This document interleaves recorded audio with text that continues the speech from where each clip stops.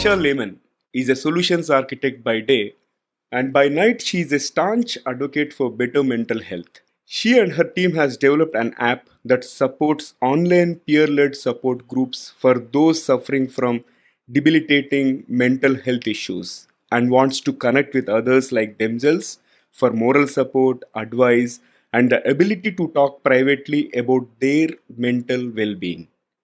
Confidential Conversations is an app that is about 300 users strong and is about to launch the next app iteration where they will also include a digital media library of content that supports those with mental health issues, in addition to enabling the first anonymous global mental health community. So, in today's episode, let us chat with Nisha Lehmann on the importance of mental health and how mental health has changed post pandemic. This is the Guiding Voice podcast series, the Guiding Voice for a Better Future. Folks, I'm your host Navin Samala, just a fellow IT professional, but on a mission to shape the careers and lives of millions across the globe. And through the Guiding Voice, we drive conversations that matter, conversations that add value to your career and your life. We enable successful leaders across the globe to share their knowledge and wisdom with our audience so that each one of you will acquire more knowledge by tuning into the Guiding Voice per every minute than any other podcast in this space. Thank you so much for joining me. And we are extremely pleased to have Nisha part of our journey in shaping the careers and lives of millions across the globe. Nisha, and I'm super excited to have you here. Thank you for being part of our journey and hearty welcome to the Guiding Voice. Thanks so much for having me. Nisha, I'm super impressed by your profile. Like you are also trying to balance between your passion and career, and it is going to be beneficial to our audience if you could briefly talk about your career journey and the top three things that have helped you to be successful in your professional life so far. So I'll try to be brief rather than reading you my CV or so on. My career journey started in software development and software engineering. So I have a technical background by trade, as you probably already guessed. I started at one of the big four consulting firms and basically jumped around from consulting firm to consulting firm, moving from all parts of the software development lifecycle into tech strategy, into data warehousing and data visualization, and finally into the kind of more digital and CX space. And I've been doing consulting almost the last 15 years now, so a really long time, but a variety of different roles along the way. So everything from technical roles to solution architecture to UX design and basically everything in between there. And the top three things that have helped me in my professional journey. So I think the one that stands out for me right away is being able to work and collaborate with people that are smarter than me, being able to identify them, identify their strengths as my weaknesses, and then being able to collaborate with them to create something new and innovative. Because I love that. I love the challenge of learning from other people and also being able to teach where I can and when I can. And so I love working with others that are smarter and better than me. And I think one of the other things that have helped me a lot is really following my intuition. I think intuition is pretty infrequently wrong, and so if you believe that something is the right thing to do and you feel strongly and passionately about that, then and your intuition, your gut is telling you that it's the right thing to do, you should always go for it because there are always going to be people that disagree with you. There are always going to be people who criticize and be on the other side of that argument. But you can't go wrong if you do what's right for you and if you follow your intuition. So those would be probably the two or three things I would pass on. Mhm. All right, so moving to the next one, confidential conversations. So it's more about connecting with people that are hmm sailing in the same boat, maybe who is suffering from mental health issues and all. So in general, if we look at over 95% of the population that we take, right, most of us focus more on the physical health and overlook this mental health. So before discussing that as a problem in general, what is your opinion about how physical health is different from the mental health? I think the best way to explain this is a quick analogy. So I will try and be brief, but I'll try and make an analogy out of this. So let's say you break your leg and you have to go to the doctor, you have to get a cast, you have to get x-rays, you go back, you get another set of x-rays, another cast, and you continue going to the hospital to be monitored until the bone heals itself. You have to walk on crutches during this time, but eventually the bone heals, you're able to put the weight back on the foot, and all of this process is well documented. It's standard for every patient, and it's covered by your medical insurance, your health insurance, right? So you don't have to pay out of pocket for that. The difference between physical health and mental health is that you can see the progress of your physical health. You can see the bone healing itself through x-rays and through other things. Mental health is completely invisible. And so someone can look perfectly fine on the outside, but really be struggling with severe depression or panic attacks or you name it, right? Anything. And you would never know that from the outside. And the difference also is mental health is completely out of pocket. It's quite expensive and a long-term commitment. So the best analogy I can come up with is, let's say you get a cut on your leg, a deep one, and you have to go to the hospital, but you have to pay out of pocket for that expense. So you say, actually, no, it's not that bad. I will cover it up and forget it. And you cover it up and you forget it. You forget it. You can see where the story is going. You look at it again a couple of weeks later, and it's become so infected and so gangrenous that you need to maybe amputate your leg, right? This is the best analogy I can come up with in terms of how we treat mental health, because if you don't have the resources or the disposable income to be able to see a professional or an online counselor or a therapist of some kind, the default is to just ignore the problem and hope that it goes away by itself. And of course, we know what happens when that happens. When you ignore your mental health, it ends up getting worse and worse until it completely overwhelms you and you have to go see a professional at that time, or you end up hurting someone or yourself. And so I think that's basically the difference between mental health and physical health and how they're perceived and treated. Yeah. I was going through your article on LinkedIn, Nisha, where you spoke about the mental health issues pre-pandemic. So can you share some snippets from that particular piece with our audience as well? Absolutely. So I would say many of the, I would say, mainstream mental health issues, I'm calling it that very deliberately because many of them seem to be work related now. The ones that are kind of okay to have, or you can openly admit that you have the anxiety, the depression, financial duress is also a massive contributor to poor mental health. High stress, burnout. I think anything that's really work related, even you can even go so far as to say, harassment of some kind, workplace harassment. These are some pretty common mental health issues that we've been facing, I would say, pre-pandemic, through the pandemic, and even now. Did you observe any new trends in these mental health issues post-pandemic? Yes. So the one that is sticking out the most to me is burnout. You see some real action being taken in this space with the great resignation and people leaving their jobs because employers are not really able to accommodate the work life balance they've been used to during the pandemic.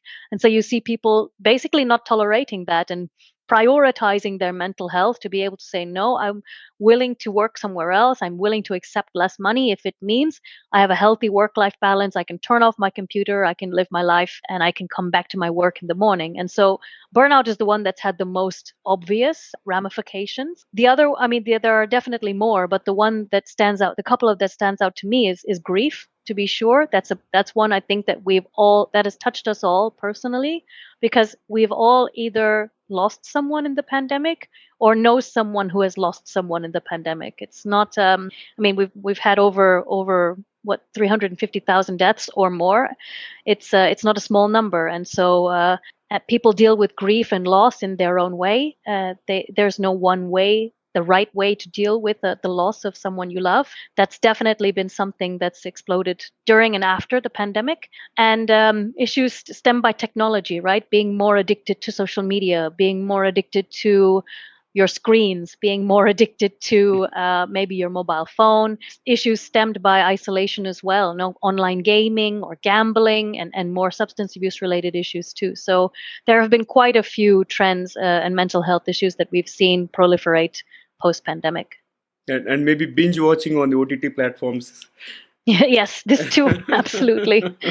All right. So these are certain things which we come across, common mental health issues. And are there anything which don't I mean, which are not noticed by many, right? Something which I may, if I may call them as uncommon mental health issues that one has to be watchful about. Yeah, it's an interesting question you ask because I wouldn't say they're uncommon. They're more misunderstood, I would say, or not really understood. And that's really the mental health among youth. And this is also really stemmed by technology. The cyberbullying, the online harassment, the catfishing, the gaslighting. We have seen so many of these stories come out of just incredible trauma that has been experienced by through the internet, basically, even stalking online. I mean, these things can all be done online now, and so it's an incredibly scary place for our kids.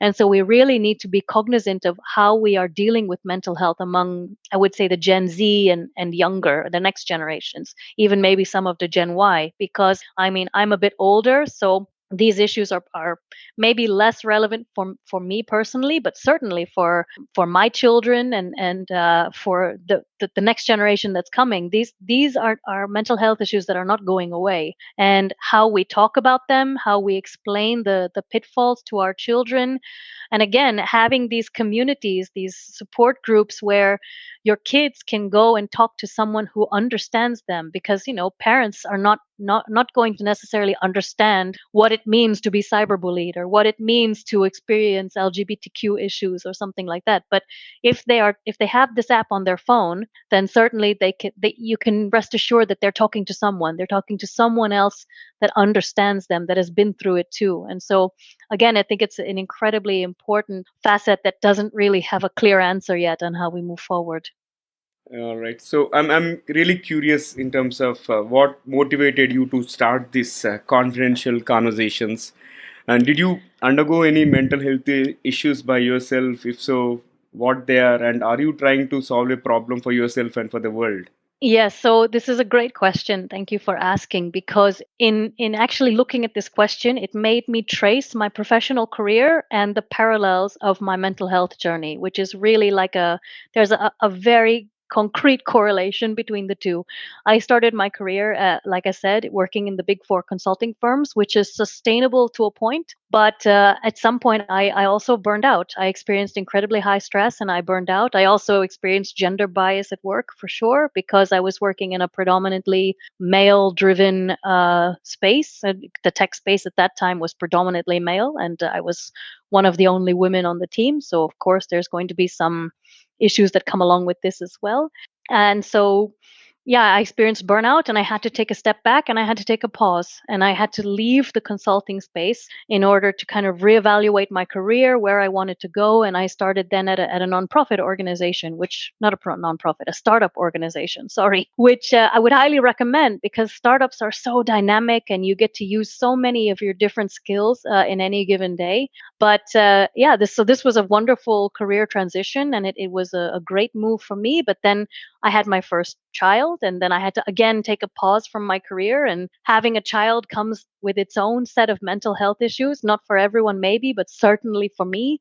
And in addition to being a new parent, am I doing what's right for my kid? There's constantly doubt and questions that you have to overcome. And I also had some panic attacks and insomnia associated with that. So what really stemmed the app was this time when I was at home and I had my child, but I wasn't at work.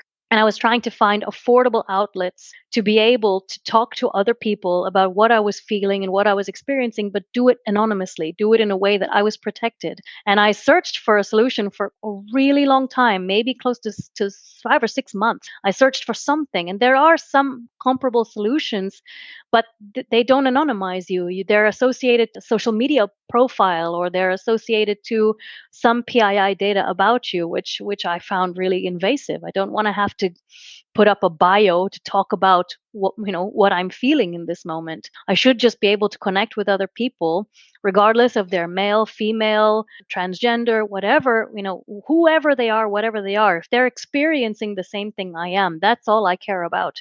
And being able to exchange those ideas and those stories and to build a kind of community where I didn't feel so alone. And that's really what stemmed confidential conversations. That's really where it came from. And I'm just so happy there are other people in the world like me.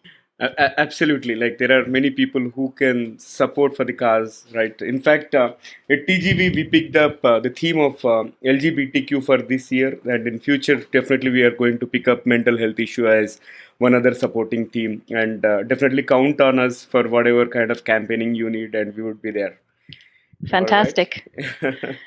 All right. So, Nisha, now let's talk about how can we address and treat this mental health in the global community. Because one important aspect that I see how in terms of being different from the physical health issue is many a times it goes unnoticed, right? Unless and until and people have that particular.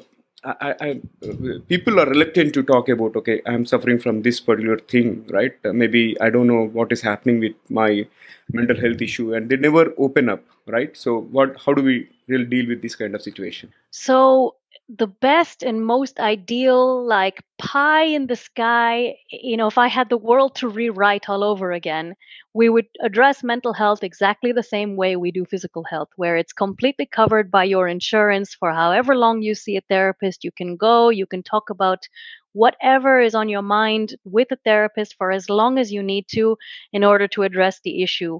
The problem with that scenario is because mental health is such a bespoke, there is no standard treatment really. If you see one therapist for depression and you see another therapist for depression, they're going to have two different approaches about it because it's based on you, it's based on the patient more or less. And so yeah, insurance companies, it's very unlikely that they will subsidize that in the future. But what we really do need is different options and a deviation away from this binary way of looking at mental health where it's really black and white somehow. You have a mental health issue or you don't, and if you do, you see a therapist. This is the road you go down.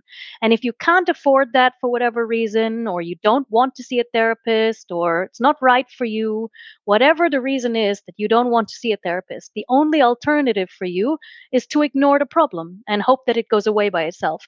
And this is it's not only unfit for purpose in this global community, it's also incredibly reckless because you're basically putting people in the position where they have to ignore their issue until it becomes a real overwhelming mental health problem. And so the goal of this app is to really offer people a stepping stone, a place to start with their mental health. No, it's not supposed to be a substitute for therapy in any way, but it's affordable, it's anonymous, it's private, and hopefully it's accessible for you so that you can download it, you can talk to others like you, and you can at least get a second opinion about whether therapy is right for you before you make the financial commitment and the long-term commitment to go down that route.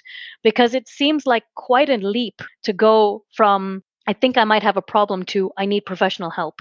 And hopefully this app helps to bridge the gap. And ours is now not the only one on the market. There are also other options. And if you find one that's right for you, feel free to go for it. But the reason why we created this app or why this app is now in existence is really because 3 years ago there really wasn't, or 2 years ago there wasn't something like this that existed. And we hope that people find value in it. We hope that people establish a kind of community together, and you feel like you're not going through these issues alone because you're not. There are so many people who suffer from exactly the same mental health issue as you. They're just not connected to you. So let's bring them together so you can exchange ideas and try to help each other through some of these really difficult problems. That's excellent, and kudos to your effort. And I'm sure it is going to help the community at large. And for the audience that are watching or listening to this episode, you'll find the link to the app in the show notes, and you may download it and use it.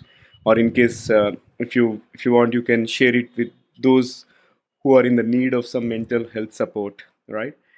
So, Nisha, this has been fabulous conversation, and thank you so much for talking about the mental health issues pre-pandemic, post-pandemic, and some of the uncommon things as well.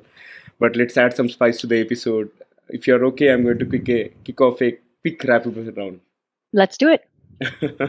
All right, so let me fire the first bullet out of it. Which superhero character would you relate yourself with?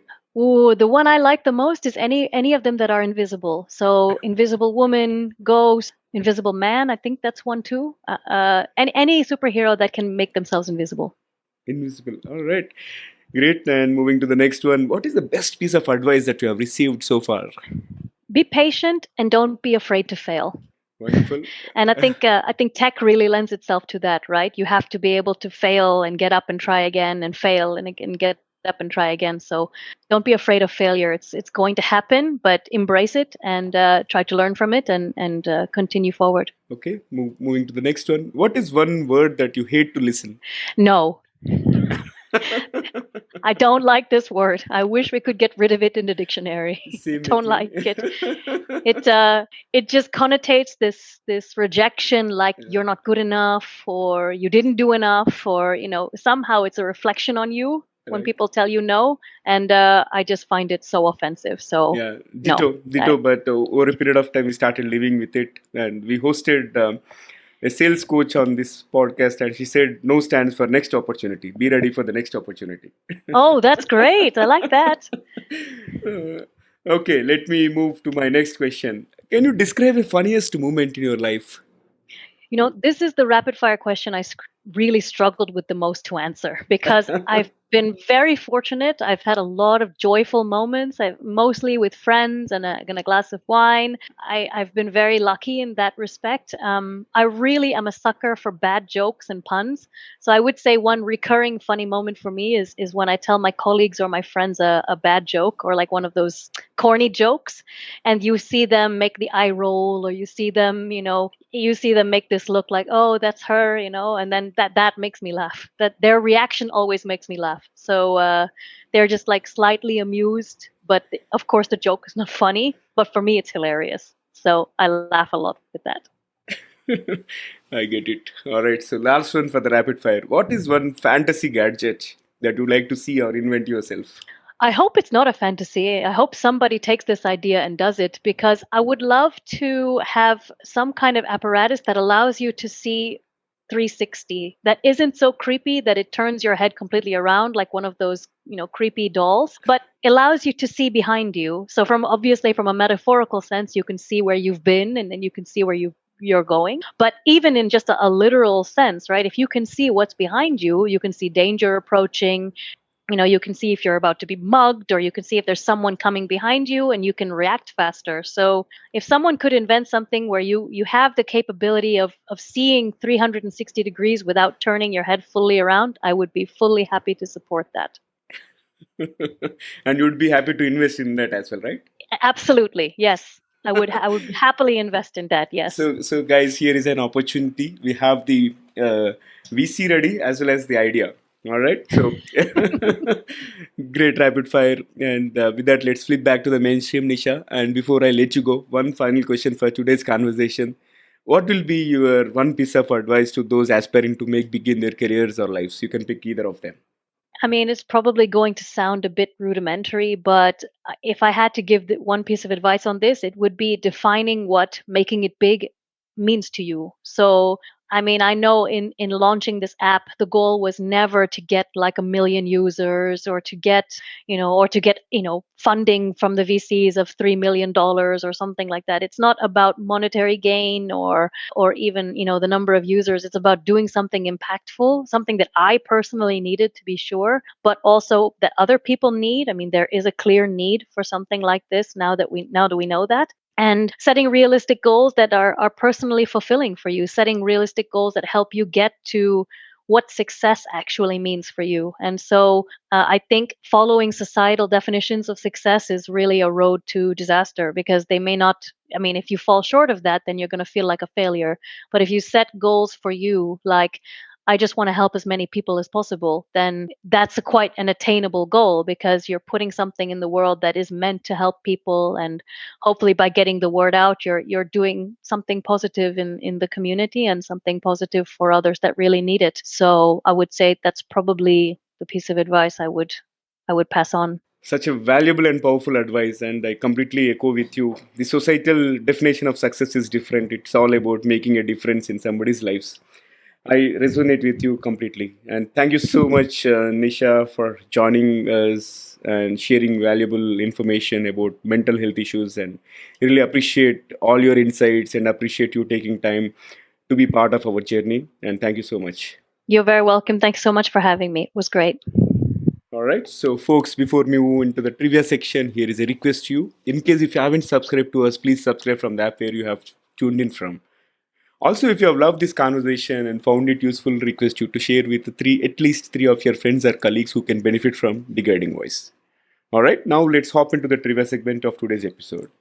So today Nisha has shared a lot about pre-pandemic and post-pandemic mental health issues and how Confidential Conversations app is trying to solve mental health issues across the globe.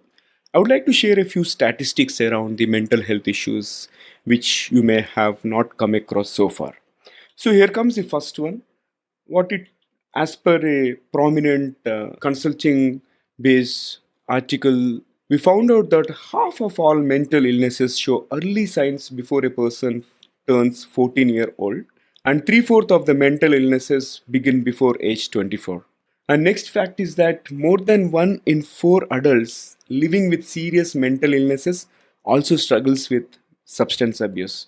In fact, Nisha has mentioned substance abuse is one of the key factors that are actually causing mental health issues. And last one is members of this LGBTQ community are almost 3 times more likely to experience a mental health condition such as major depression or generalized anxiety disorder.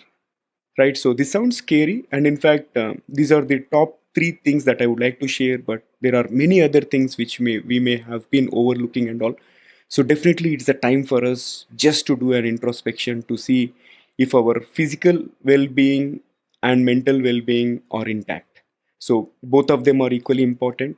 And in case if you think you are being stressed out or you are experiencing burnout, definitely consult an expert or talk to a peer. That's all from my side. And folks, before I let you go, in case if you have any topic recommendations or speaker suggestions, please feel free to reach out to me through social media or email me at theguidingvoiceforyou@gmail.com. Thank you so much for joining me. Folks, I'm your host Navin Samala, just a fellow IT professional, but on a mission to shape the careers and lives of millions across the globe. Until next time, bye bye. See you all in the next episode with another wonderful guest.